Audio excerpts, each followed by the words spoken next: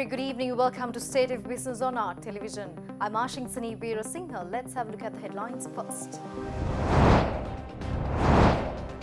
Country's largest wind power project in Mana will be completed by August, adding 100 megawatts to the national grid, CEB says. Housing Ministry reveals plans for low interest rate housing units for the low income and middle income families. News in detail. Secretary to the Ministry of Urban Development, Water Supply and Housing, Dr. Priyasbandhu Wickrama says that the government has made the initial plans to make Colombo free from slums or shanties within next 5 years. He made this revelation addressing a media briefing held at the Government Information Department this morning. Briefing the media with the additional secretaries to the Ministry of Urban Development, Water Supply and Housing, Dr. Priyasbandhu Wickrama said that according to the President Gotabaya Rajapaksa's vision, plans have been made to develop all the towns and cities in the country. He also said that under the first phase, 4 major towns and 10 other towns will be developed. He also said that all those new programs will be implemented following the policy of not disturbing the environment. Urban Development Ministry Secretary also said that they have also thought of having a proper communication between the government institutes such as Water Board, Telecom and Ceylon Electricity Board to minimize the reconstruction activities when the individual programs are being conducted. Dr. Priyasbandhu said that government has already constructed 20,000 houses for the low-income families and plans have also been made to construct another 40,000 housing units.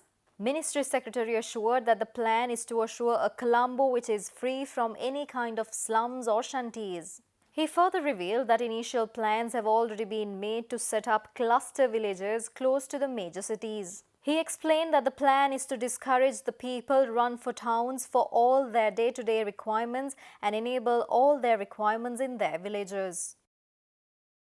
Urban Development and Housing Construction Ministry Secretary Dr. Priyasbandhu Wickrama also said that the government has also made plans to provide several housing schemes for both the public and private sector employees. The Ministry Secretary added that the plan is to increase productivity of the employees, allowing them to reside at a close proximity to the workplace, assuring no transport-related issues will occur. ඔබ දන්නවා මේ රටේ හුඟක් තරුණ පරපුර නිවසක් හිමි කර ගැනීම කියන අභියෝගයට දරුණුවට මුහුණ දෙනවා.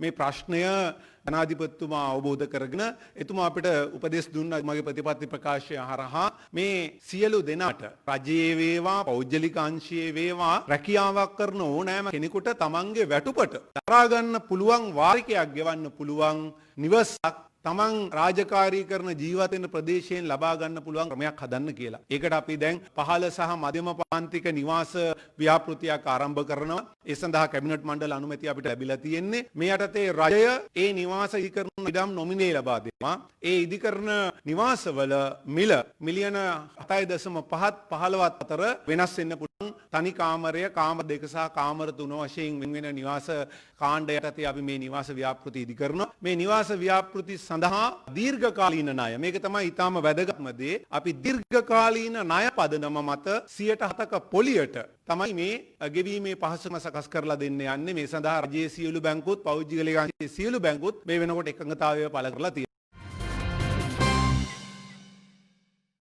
A special molecular diagnostic laboratory which can conduct 500 PCR tests per day was declared open at the Colombo East Base Hospital by Minister of Health and Indigenous Medicine Services Pavitra Wanyarachi today.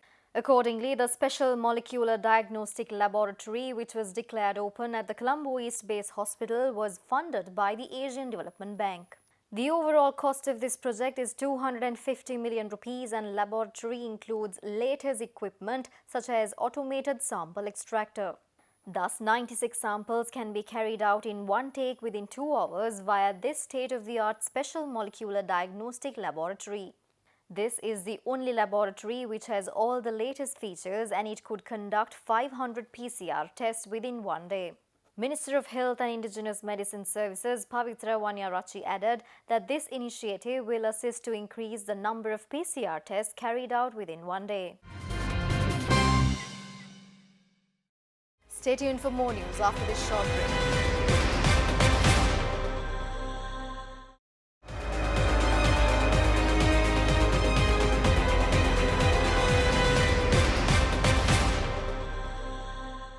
Welcome back after the break. Ceylon Electricity Board announced about the opening of the country's largest wind power project in Mannar by August, adding 100 megawatts to the national grid. In the meantime, upon being questioned by media as to why the CEB had not reduced tariff when the fuel prices had dropped in the global market, CEB chairman added that the CEB had to settle mega loans receiving funds by some other indirect ways. CEB chairman Vijitha Herath added that among the projects the CEB is working to complete this year is the Uma Oya project, which will add 120 megawatt to the national grid. Herath also noted that Sri Lanka's largest wind power project in Mannar will be completed by August and will add 100 megawatt. The Morogula hydropower plant will be added to the grid in 2021. Moreover, he also voiced on the Petroleum Stabilization Fund upon being questioned by media. Diesel සහ petrol මිල අඩු නම් ලෝක වෙළඳපොලේ අඩු වෙච්ච ගමන් සමහරලාට වැරදි තිකරන ගන්න වැරදි රජයක් හිටියා නම් ගියාන්ඩෝට ඒක වෙච්ච වැරද්දක් ලොකු වැරද්දක් මේ මිල අඩු කරනවා මේ මිල අඩු කරාට මොකද වෙන්නේ එතකොට අපේ පරිභෝජනය වැඩි වෙනවා පිටරට සල්ලි යනවා හැබැයි ප්‍රවාහන ගාස්තු කවදාවත් අඩු වෙන්නේ නැහැ ඒක බොහොම පොඩි උසහනයක් තමයි මිනිසුන්ට හම්බෙන්නේ හැබැයි මේ රජය කරේ ඒක IOC එකටත් ඒ ටැක්ස් එක දැම්මා පෙට්‍රෝලියම් එකටත් දාලා ඒ මුදල අර මුදලකට යොමු කරා. ඒ අර මුදලට යොමු කරපු ගමන්ම අපිට මාර්තු මාසේ වෙනකොට බිලියන 50 විදුලි බල මණ්ඩලයට දුන්නා. ඒ ඉන්ධන මිල අඩු වීමේ සහනය දුන්නේ විදුලි බල මණ්ඩලයට. බිලියන 50. එතකොට ඒ වෙනකොට අපේ තිබ්බ බිලියන 92ක ණයක් පෙට්‍රෝලියම් එකට. අපි මේ බිලියන 92 පෙට්‍රෝලියම් එකට ගෙවුවා. අත්‍තරම අවුරුද්දකට අපි පොලිය හැටියට විතරක් ගෙවනවා බිලියන 15ක් විතර. එතකොට මේ අපේ පොලිය මුදල අඩු වුණා. ඒ වගේම වාරික මුදල අඩු වුණා. In the meantime, CEB chairman expressed views on the controversial 300 megawatt extension to the Norachole power plant, which has been given the cabinet approval. We have got only the cabinet approval, environmental clearance, everything we have to get. After getting only we can proceed. No? At the moment we have still not get the environmental clearance. After they get the environmental clearance, we will see what we can do. Ceylon Electricity Board Chairman Vijitha Herath states that a cabinet minister of the good governance regime has accepted 500 million rupees worth commission by investors who funded a solar power generation project in Sri Lanka. Accordingly, Ceylon Electricity Board Chairman Vijitha Herath added that the earlier administration has failed to bring new power plants into the grid, and that was the main reason for the CEB's large losses over the past few years. He further added that CEB's loss for last year is 85 billion rupees, and this is largely due to past shortcomings. Due to the policy shortcomings of the last government, the CEB had to rely on costly thermal power generation, CEB head further added.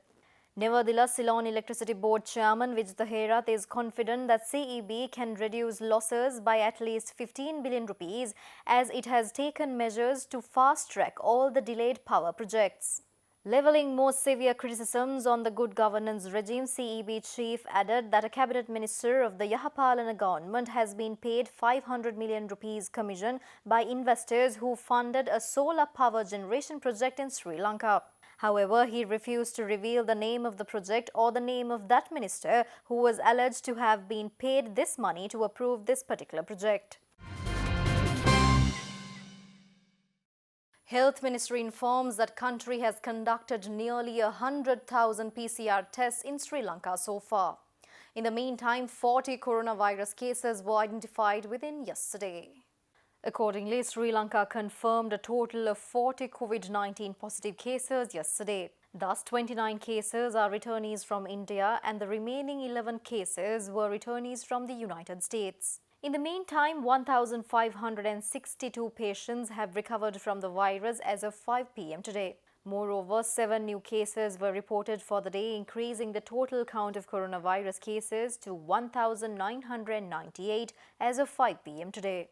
Subsequently, 1,232 PCR tests have been conducted in the country yesterday. Moreover, Sri Lankans stranded in the Maldives have been brought back to Sri Lanka today.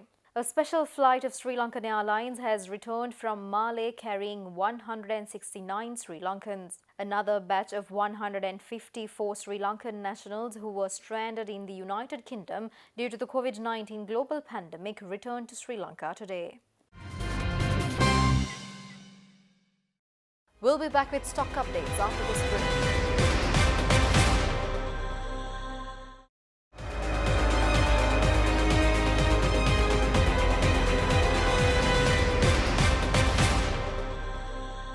Welcome back after the break. Trading at Colombo Stock Exchange ended on a positive note today.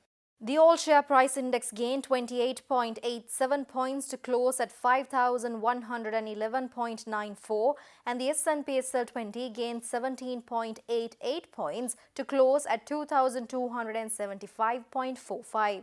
The turnover was 1.7 billion rupees and over 49 million shares were traded.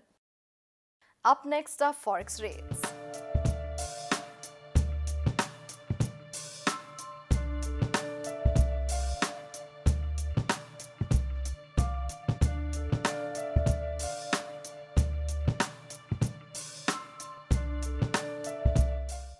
And that's all the news for today. See you again tomorrow with State of Business at the same time. Until then, take care. Good night.